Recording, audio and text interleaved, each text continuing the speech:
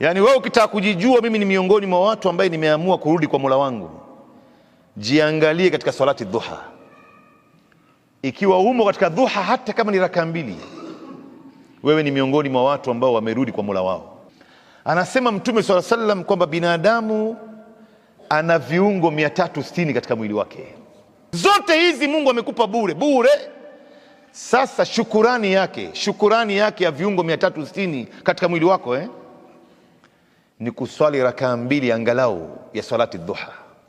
Ukiswali raka 2 ya dhuha umetoa shukurani ya viungo 360 katika mwili wako. Na wewe ukitoa shukurani, Mwenyezi Mungu Subhanahu wa Ta'ala anasema wa idh ta'adhana rabbukum la in shakartum la azidannakum, mkishukuru mimi nitawazidishia. Mungu atakuzidishia. Maana ya kwanza, ataiboresha afya yako, itakuwa nzuri zaidi.